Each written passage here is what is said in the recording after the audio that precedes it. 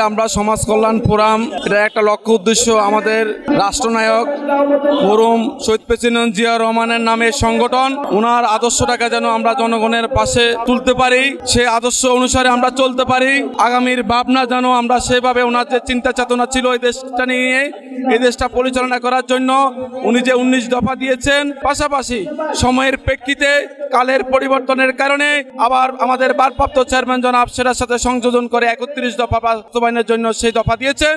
যদি 31 দফা বাস্তবায়ন হয় ইনশাআল্লাহ শহীদ জিয়ার যে স্বপ্ন ছিল সে স্বপ্ন বাস্তবায়ন হলে এই দেশ একটি উন্নয়ন এবং উৎপাদনশীল রাষ্ট্র পরিণত হবে। আগামী দিনেও যেন আমাদের শহীদ জিয়া যে স্বপ্ন বাস্তবায়ন করতে পারি আমরা 31 দফাকে করে পালন করব।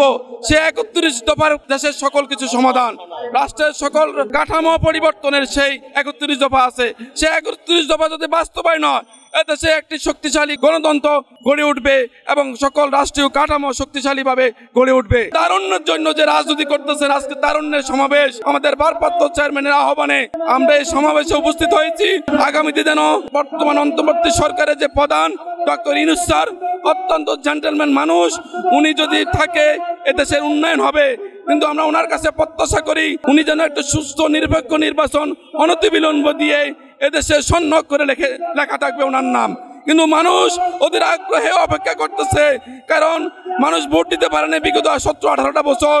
মানুষ বিগত পেশিবাদের বিরুদ্ধে ছিল।